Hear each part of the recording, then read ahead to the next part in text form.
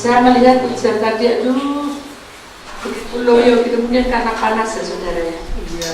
Ya, jadi nyanyi dulu melok-melok kepanasan.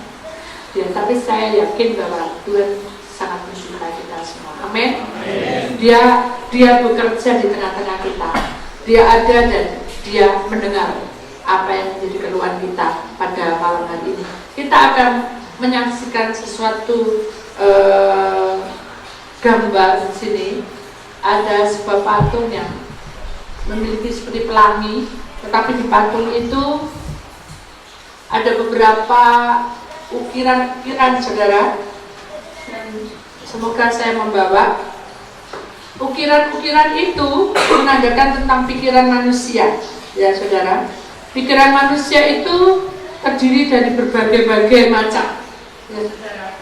Dan kita lihat ini adalah pikiran-pikiran yang hitam-hitam itu adalah pikiran-pikiran manusia yang seringkali kita dipecah belahkan dengan banyak perkara, ya. Yang itu tadi pecahan itu, ya, hitam-hitam itu adalah pikiran-pikiran manusia, ya. Pikiran-pikiran manusia. Maka dari itu Allah itu tahu bahwa manusia itu sebetulnya diciptakan untuk menjadi sempurna, tetapi karena pikiran-pikiran keakuan kita ini yang maju, sehingga manusia itu banyak pola hidupnya, pola pikirannya, sehingga kadang melenceng dari jalan kebenaran Tuhan. Yang ditunjukkan Tuhan itu lurus, tetapi kita itu berbelok-belok.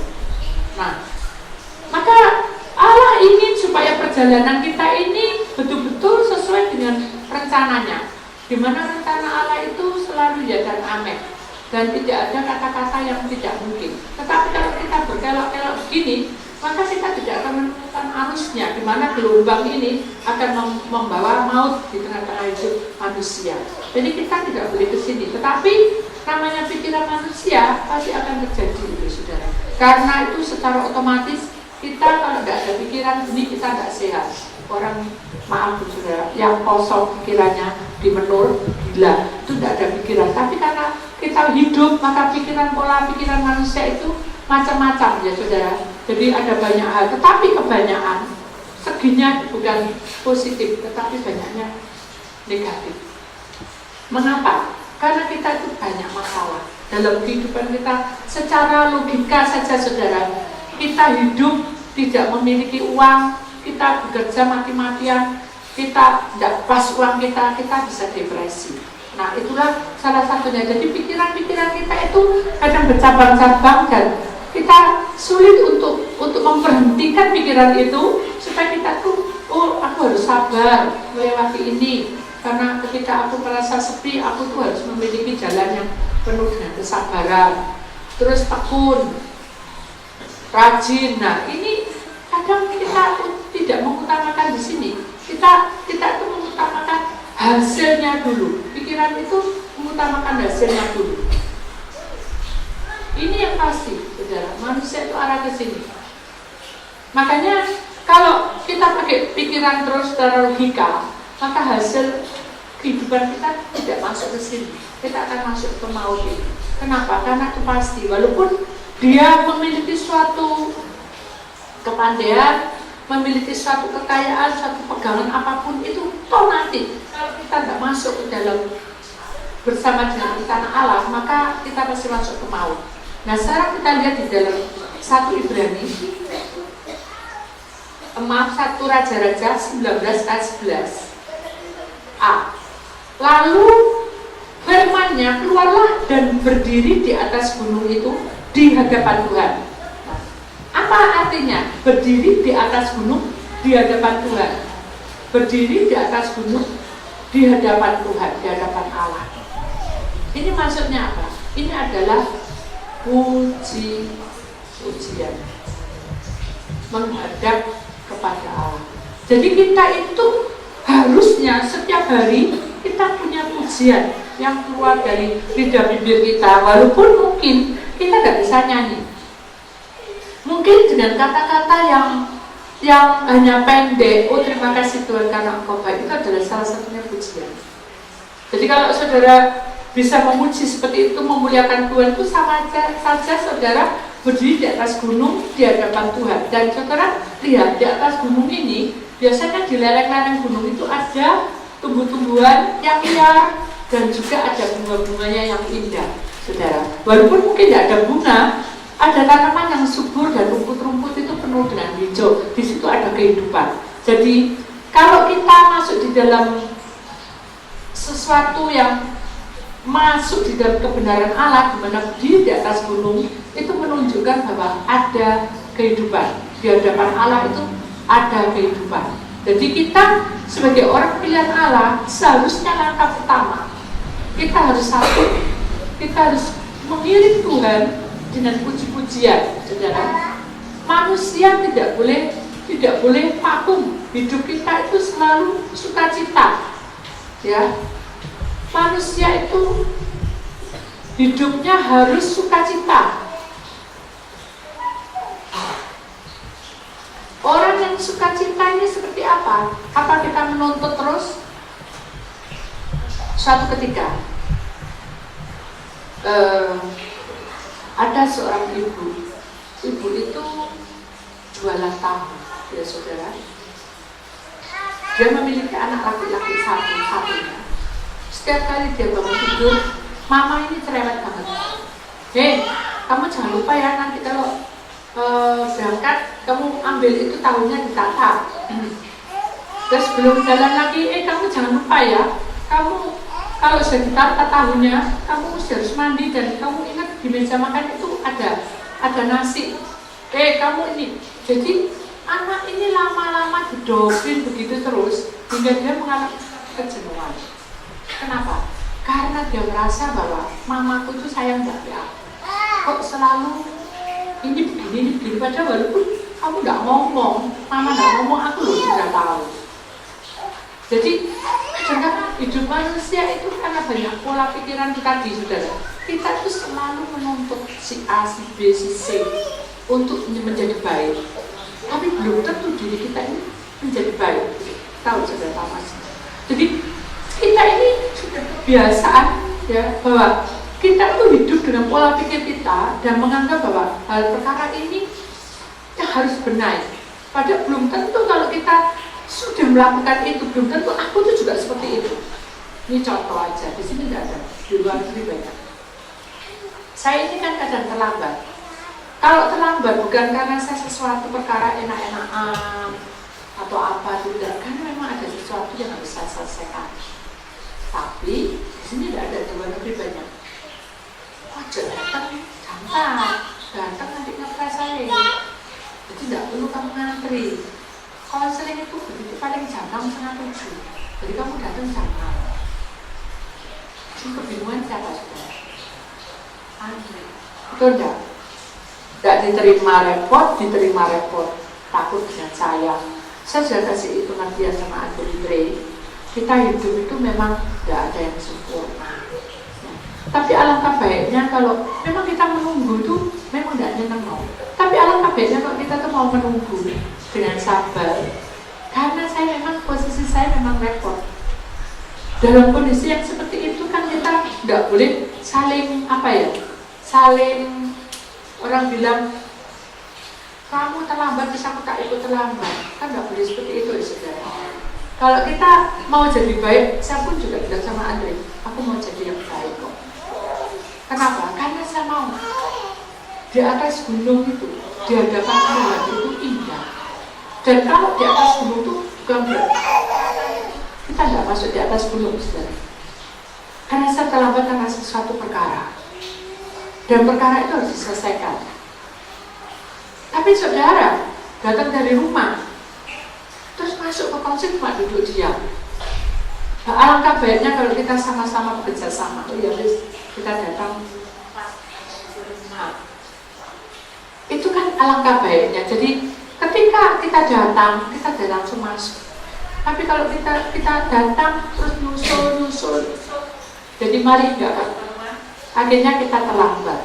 Nah, itu yang Tuhan katakan, kalau kamu mau masuk di gunungku, di hadapanku, jadilah kamu tenang dan kamu duduk diam itu lebih baik. Tapi jangan tertidur. Jadi kalau kita melewati pola hidup kita nggak mau maju, kita tertidur seperti Nabi Elia ini. Kenapa sih kita bilang Nabi Elia? Mengapa? Karena pada waktu itu Nabi Elia dalam kondisi terjepit dan semua hamba-hamba Tuhan pada waktu itu pelan-pelan itu lagi dibunuh ya sama putri Isabel ya, dimana dia mengalami suatu peristiwa trauma yang sangat menakutkan dan dia takut, dia lari ke sembunyi ke hutan-hutan sampai dibangun sama malaikat. Bangun kamu, Elia, apa kerjamu? Selalu dia menuntut dan dia bilang, aku ini loh juga melayani Tuhan, aku ini sudah begini, tapi malah dibunuh. Sekarang aku harus matikan diri, daripada aku dibunuh aku tak matikan diri, aku mau pelayanan. Tapi dia tertidur. Akhirnya karena Allah itu mengasihi dia, maka dia dikasih ini loh, ada makanan di atas kepalanya, turunkan makanan dan dimakan. Itu lagi. Jadi secara tidak sengaja dia sebagai orang pilihan Allah, dia tidak berusaha bagaimana caranya untuk menangkan jiwa atau untuk melakukan sesuatu untuk kemuliaan Tuhan, tapi dia malah tertidur. Itu diumpamakan tentang kita. Kita kadang-kadang punya tanggung jawab. Kalau Andre bilang jam 4, mengapa kita datang jam 6? Loh, gak apa-apa tahun Bu Titik ya ngomong. Kenapa kita melihat yang orang lain? Nah seperti itu. Jadi Nabi Elia juga melihat itu. Loh, kok orang mati semua? Ya aku lari ya toh. Buat apa aku? Ya tidak bisa apa-apa. Ya aku tak sembunyi. Padahal Allah bilang keluar kamu. Sampai mentok saudara, dia masuk ke satu tempat yang sudah buta. Sampai Tuhan menegur di dalam ayat 11. Keluar kamu, Elia. Jangan kasih makan, jangan dilindungi. Saya tetap dia tidur. Keluar kamu. Akhirnya dia bilang, keluar dan berdiri di atas gunung itu di hadapan Tuhan. Maksudnya apa? Maksudnya datang kamu, walaupun kamu tidak sama menyembah kamu. Saya bisa enggak kita belajar seperti itu? Ketika kita masuk ke dalam bait Allah, jangan kita menunggu, kita berdoa sendiri sama Tuhan. Tuhan, sebelum aku ngomong sama hamba, pasang kamu. Jangan bilang, SMS sama Andre, Bu Titik di mana Andre? Ya apa Andre? Aku ini sudah kita di jam segini. Mengapa kita tidak duduk dia? Berdoa sama Tuhan, Tuhan, lindungilah aku, lindungi hamba-Mu di mana saya. Tuhan ingin kita punya tanggung jawab seperti itu. Biar kita menjadi semakin dewasa.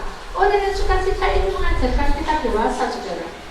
Bukan menuntut si A, si B.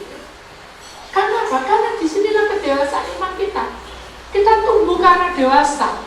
Kalau kita tidak mau tumbuh dewasa, Austin, saudara, yang sudah berapa ini kan karena saya posisi sakit, batuk semua lebih baik tak ketemu sama mama itu. Begitu sudah seminggu setelah itu, sudah saudara. Dulu kalau marah, ya saya tidak menceritakan kejelekan Austin, tapi kan namanya anak kecil. Kalau dibilangnya dia mainan kabel ya. Kalau saya bilang, jangan, no, gitu kan. Saya bilang gitu, dia apa? Dia taruh, terus mewek-mewek, terus bilang sama siapa aja di situ. Terus dia laporan, gitu. Itu dulu. Tapi sekarang, begitu sudah seminggu lewat, sudah pertumbuhannya beda. Begitu, no, gitu ya. Dekati saya. Dia berusaha cerita, pegang itu masuk tak boleh. Kalau kita dalam bahasanya dia sudah dalam rohnya dia tanya, kamu tuh ngomong apa? Aku loh mau pegang itu loh, masuk tak boleh. Kan itu bukan apa tak pegang toh loh, masuk tak boleh. Masuk gitu toh tak boleh. Langsung saya peluk saudara. Dia nggak nangis, saya peluk, saya cium di kanan. Nggak boleh ya, nanti kesetrum. Nanti kalau kesetrum, nanti sakit, panas. Wow, tahu saudara. Itu pertama. Terus saat itu saya bilang, sini Ausim. Ini minta sama papa, ya, minta sama papa bolpen. Kan dia nggak tahu bolpen saya apa. Dia nggak tahu apa. Karena Andreas tahu ada bolpen kasih mau saya. Loh, kalau dia tidak ada pertumbuhan, saudara. hati kita kan mikir, hari kita kok menang lawan. Tuhan ingin iman kita itu juga bertumbuh rasa. Biar kita nggak menuntut si A, si B, si C, tapi biar kita memberikan yang terbaik untuk Tuhan. Terus saya bilang sama Kanjeng, nanti ini kita ada kaum muda. Saya ingin kaum muda itu sambil bekerja sungguh, ya bekerja pelayanan. Ya apa yang caranya? Sulit untuk menemukan anak-anak muda di zaman sekarang. Saya mau anak-anak muda ini digiring masuk dunia roh, dan kita bisa share, kita bisa ngomong, dan bisa terbuka apa yang Tuhan mereka pakai. Saya ingin sesuatu itu di hadapan Tuhan itu kita berguna, supaya kita tidak hanya sebagai pendengar, atau kita sebagai pelayan yang hanya turun, bangun, datang, tidak, tapi kita ada satu pertumbuhan di mana ditunjukkan kepada Tuhan bahwa ini loh hasil Tuhanku, Tuhan. Aku membawa panen ini. Kemarin saya kedatangan dari Jember. Saya dapat oleh bimbing bilang ini panen saya Bu. Saya mungkin tidak kurang bagus untuk memelihara bimbing, nggak tahu tanamannya coroi apa, tapi saya dapat ini. Begitu saya buka besar saudara, saya makan masem. Terus saya berdoa, Tuhan kok masem? Dan bilang karena pupuknya itu tidak ada. Oh ya, nanti saya sampaikan kepada orang. Jadi kita mau tuayan itu lebih indah. Sekarang tuayannya segini, kurang manis. Mungkin besok lagi kita dapat tuayan yang lebih manis. Tuhan ini hidup kita seperti itu, saudara. Jangan kita mengandalkan siapapun, tapi mari kita mulai bekerja sendiri, pribadi. Kita tunjuk sama Tuhan. Ini loh karyaku Tuhan, tak tunjuk. Jadi Tuhan ini pembentukan jati ini, jati diri kita ini penting supaya pada waktu kita menghadap Tuhan, kita bertemu dengan bunga-bunga itu dan kita akan menjadi indah, menjadi sukacita. Makanya tadi kita menyembah berat karena terlalu tinggi, apa mungkin kepanasan, tapi kita buka lagi hati kita. Sekarang kita belajar untuk dewasa. Saya mau saudara, beberapa kali ini, beberapa bulan ini Tuhan gerakan. Umpama orang muda dipukuli biar cepat jalan. Nek bengkok, diluruskan. Ayo kamu jangan dilurus, tegak kamu. Berikan Tuhan untuk Tuhan. Tunjukkan Tuhan untuk Tuhan. Jangan kita ya gitulah ya. Atau mungkin kita bergosip, mungkin kita mau gitu. Alangkah indahnya kalau kita di hadapan Tuhan itu berbuah dan Tuhan itu diberikan kepada Tuhan pribadi, seperti Kain dan Habil pribadi. Tapi di dalam persembahan Kain dan Habil, kalau tidak tulus, tidak diterima. Makanya dia sakit hati dan dibunuhnya, saudara. Kita tidak mau seperti itu. Kita tidak mau saling membunuh dalam pelayanan. Kita mau saling pelayanan itu saling seia sekata. Waktunya kita itu bergerak, saudara. Waktunya kita bangkit. Waktunya kita tidak tidur. Waktunya kita semangat. Karena inilah akhir zaman, di mana keadaan dunia kita sudah tidak ada kasih. Dan saudara tidak akan menemukan di bumi ini manusia bisa rela berkorban untuk siapapun. Semua orang akan mengalami aku. Kamu, urusanmu dewa. Itu yang kita alami. Dan ingat, justru orang-orang yang kamu cintai bisa mengkhianati kamu. Itulah akhir zaman. Aku tidak mau, Bu. Bawa dalam doa anak yang kita cintai. Bawa dalam doa suami kita yang kita cintai. Bawa dalam doa istri yang kita cintai. Bawa dalam doa saudara-saudara kita yang kita cintai. Kenapa? Karena kita mau menghadap di gunungnya Allah. Kita siap, saudara. Jangan kita seperti Nabi Elia. Ketika dia kejepit, dia sembunyi dan dia tertidur. Jangan kita seperti Nabi Elia. Begitu dia kawan-kawannya terbunuh, dia malah sembunyi. Jangan kita melihat, bantuannya terlambat, aku tak melok-melok, ikut-ikut aja. Jangan. Mari kita bangkit dan tunjukkan karyamu. Duduk diam dalam mesbah doa dan diam di dalam mesbah Tuhan. Alangkah indahnya jika kamu tidak hanya di pelataran, kata firman Allah. Alangkah indahnya kalau kamu tidak hanya duduk di pelataran, tapi kamu masuk dalam ruang kudusku dan masuk lagi dalam ruang Maha Kudusku. Apa artinya? Maksud saya yang giring saudara untuk masuk Roh Kudus? Tidak. Saudara duduk diam berdoa, berkata, itulah sudah masuk ke Roh Kudus.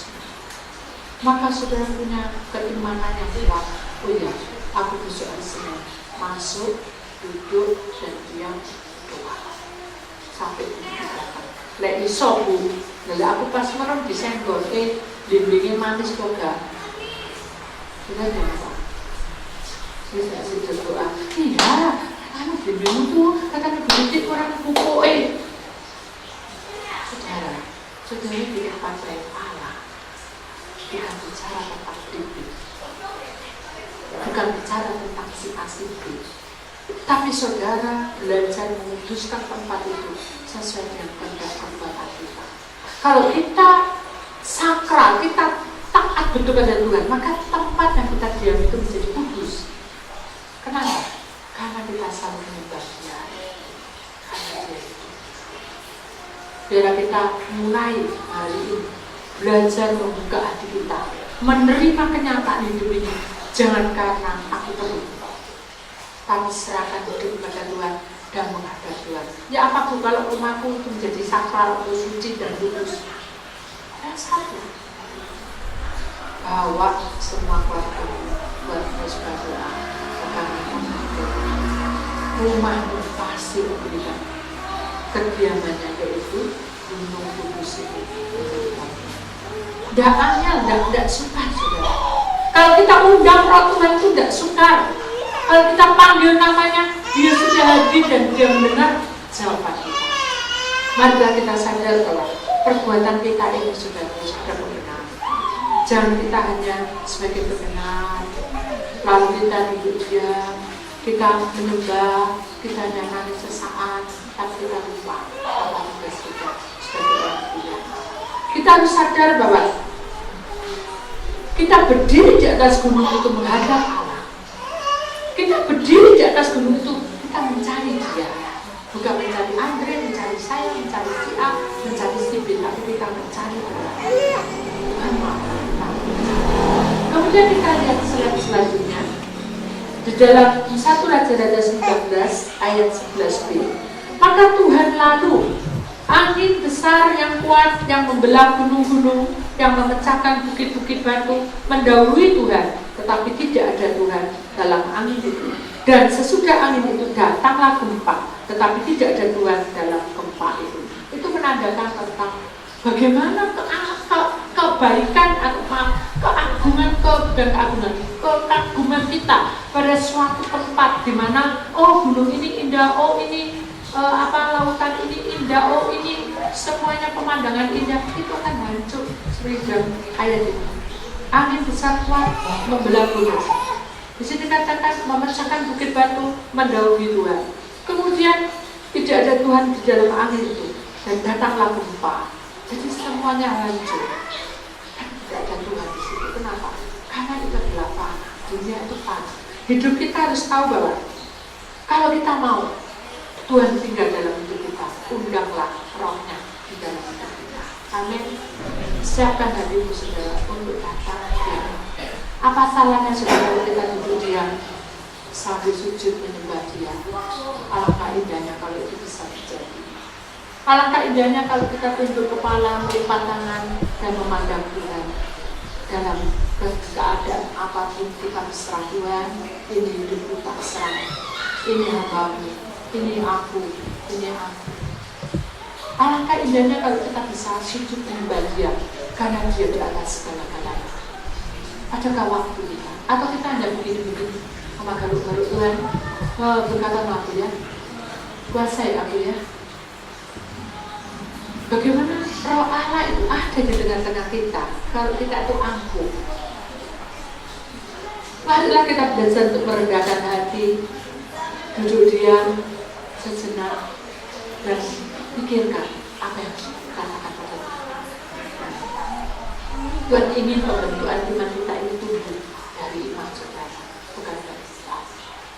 Alangkah indahnya ketika kita tertidur, kemudian kita bangun, jangan buka kulkas, buka makanan, makan buah, makan apa, tidur letak. Sering kali Tuhan berbicara. Sekarang ini Tuhan mau bicara lepas pribadi pada saudara, bukan pada hambanya kok. Maukah saudara Tuhan memberikan pesan pada ibu saudara? Siapa yang tidak mau? Tapi aku tidak.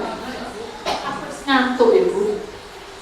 Jangan kamu tertidur seperti Nabi Elia, sampai dibanguni, sampai diturunkan malaikat, sampai dicukupi, tetap aja Nabi Elia tertidur. Hari ini suatu peristiwa yang harus kita ingat, bahwa kita perlu menghadap Tuhan, masuk dalam gunung kemuliaannya. Kita butuh Dia, kita perlu tumbuh di dalam Dia, kita satu bagian dengan Dia. Tapi kalau kita mau satu bagian terus kita tidak mau dengan Tuhan, kita hanya ibadah, bagaimana bisa Tuhan menjamah kita? Bagaimana Tuhan bisa menolong seluruh keperluanmu kalau hidup kita selalu bersandar pada keadaan? Sudah tahu keadaan? Ya wis lah, aku bisa ini, ya wis lah. Ya wis piye kok keadaannya kayak gini, ya wis lah. Jangan pasrah dengan keadaan. Mari kita bangkitkan dan langkahkan kakimu, malas masuk dalam kemuliaan Tuhan. Mau tidak mau, paksakan dirimu untuk masuk menghadap Tuhan, karena di sanalah jawabanmu itu ada. Dan jangan pernah kamu menganggap, sampai kapan berdiri, kayaknya apa-apa. Saya ini sudah mendapat banyak. Saya kata ketika saya diam-diam Tuhan memberikan buah itu, saya nangis. Bisa enggak umatku seperti apa yang merasakan? Mungkin walaupun dengan kakiku yang capek, yang mungkin kadang-kadang aku mengalami sesuatu yang sesak seperti yang saya lakukan, yang saya saksikan yang kemarin dari Senin, tiba-tiba sesak karena keracunan. Saya merasa bahwa hidup saya mungkin hari itu tak diambil Tuhan. Saya rasa masih ada di tempat ini. Itu adalah satu anugerah yang besar. Saya masih diberi kesempatan untuk hidup.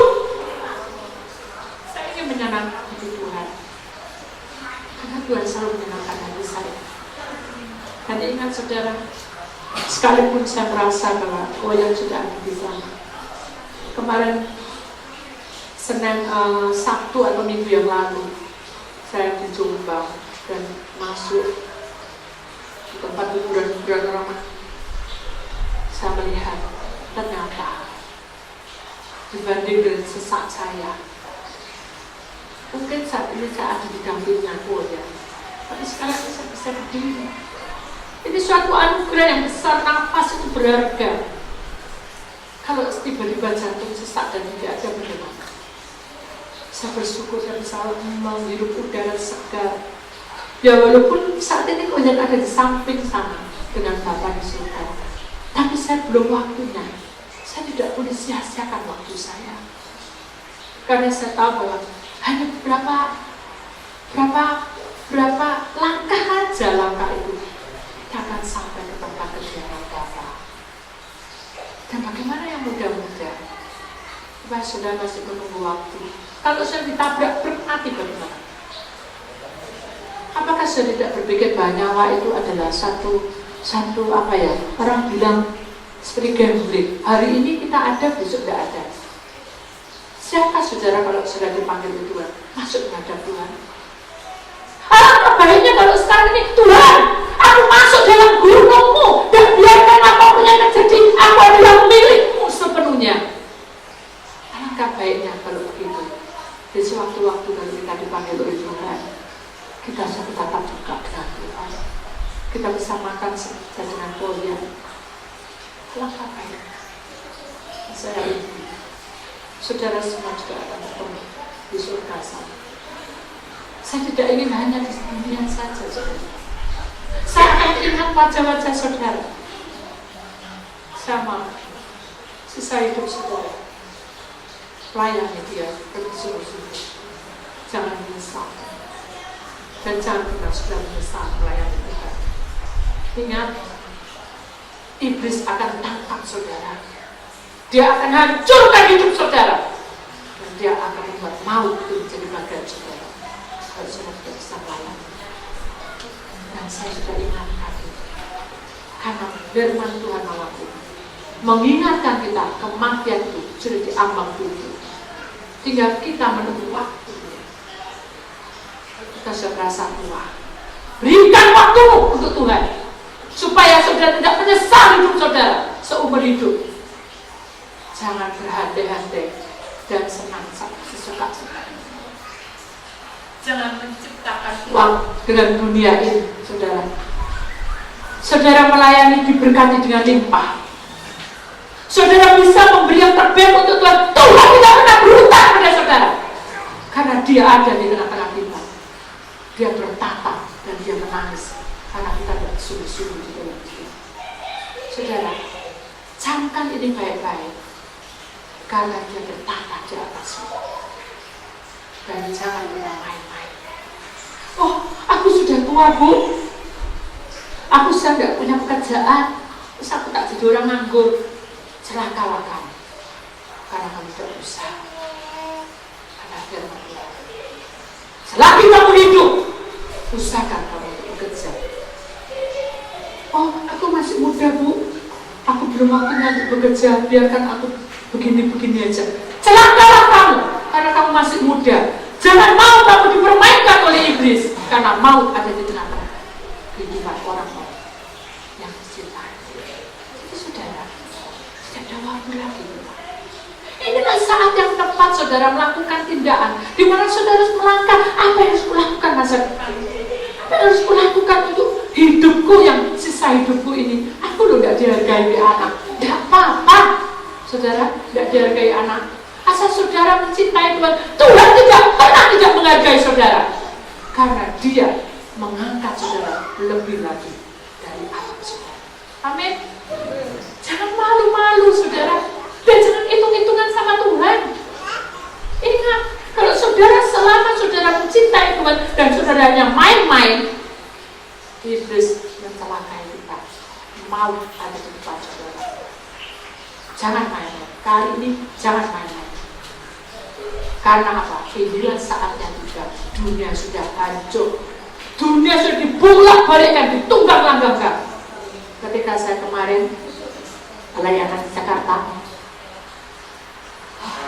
saya ini didiling, bingung kan? Mulai dari jam 2, jam 4, jam 6, jam 9 malam.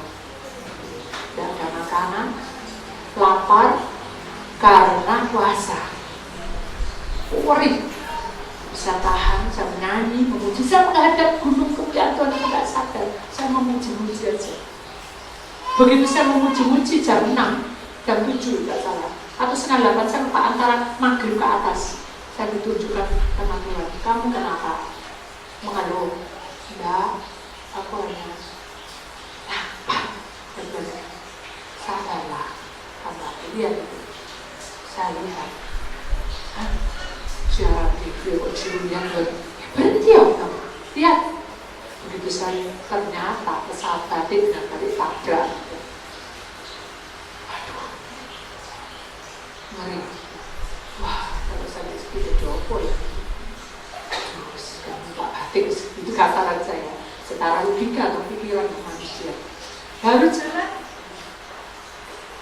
QG 180 QG 081, saya 083, saya jalan, tak ambil tiket, jalan ngantri, tapi dalam hati tidak enak.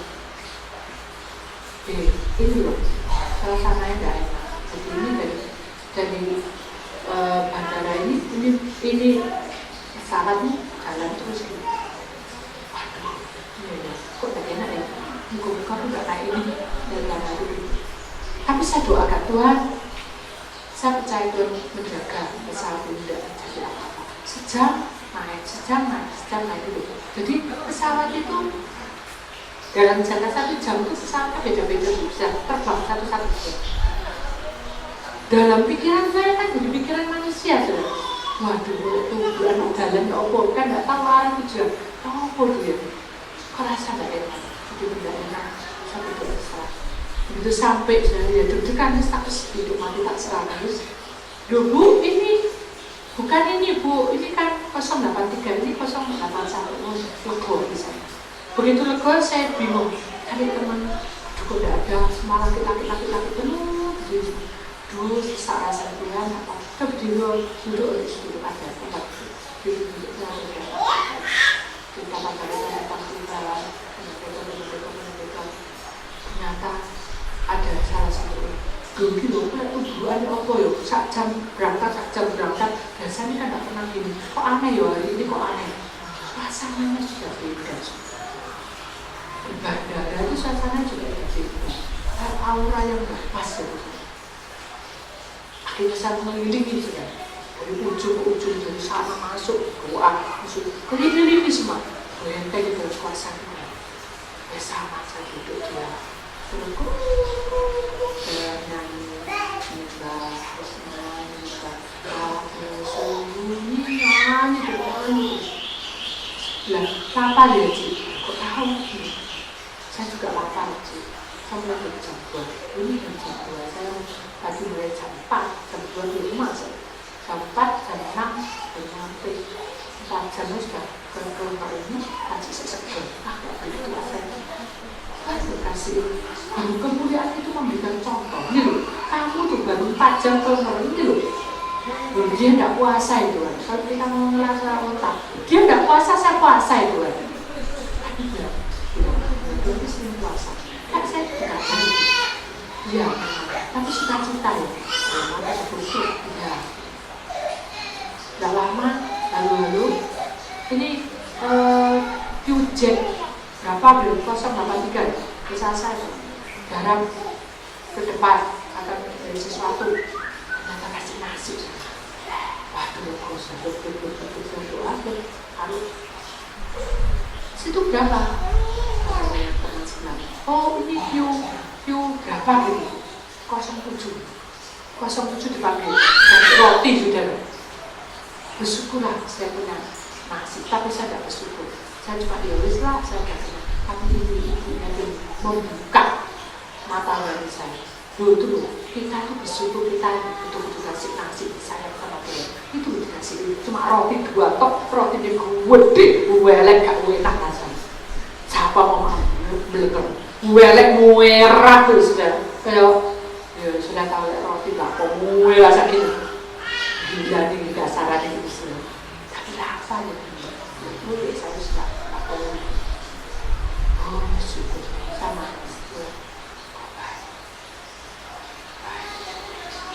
Luar biasa baiknya. Kenapa? Karena kita menghadap beberapa waktu. Karena kita belajar, mulai detik ini pulang di rumah belajar memuji, menggunakan Tuhan. Lewat gunung Allah Tuhan, aku mau puji Tuhan, aku mau Tuhan. Bilang Tuhan, panggil Tuhan, mulai orang pacaran Tuhan. Gak pernah pacaran? Kalau saya nggak pernah pacaran, gak pernah pacaran. Yang kamu di mana? Betul nggak? Oh aku lagi nih, kamu lupa enggak sama kan belum, kan gitu loh. Terus di SMA terus ya. Tuhan ingin seperti itu sudah. Tuhan ingin kita itu selalu memanggil Dia supaya kuasa Tuhan itu turun tidak separuh tapi penuh. Kenapa? Karena iblis yang tangkap hingga berkata separuh. Lihat saudara, inilah suasana di dunia sekarang. Biar kita sadar kita tidak boleh kesini karena tidak ada kehadiran Tuhan. Tapi kalau kita mau masuk di atas gunungnya Allah, biarlah kita belajar untuk memuliakan. Buang gelisahmu, buang khawatirmu, buang apapun menjadi bebanmu. Oh aku sudah tua, buang semuanya saudara. Bilang sama Tuhan, Tuhan aku ini belum tak serang. Apapun yang terjadi, aku mau hidup bersama Engkau. Amin. Saya percaya Tuhan tak jalan semua. Sampai kapan Bu? Sampai saudara memiliki iman seperti sesali. Ya apa caranya Bu? Mengalir saudara. Waduh, mengalir sampai tutup mana Bu? Aku sudah tahu nganggur. Karena saudara hitungin. Kalau sudah tidak hitungin dan sudah sungguh-sungguh, tidak akan lama sudah dapat pacaran. Amin.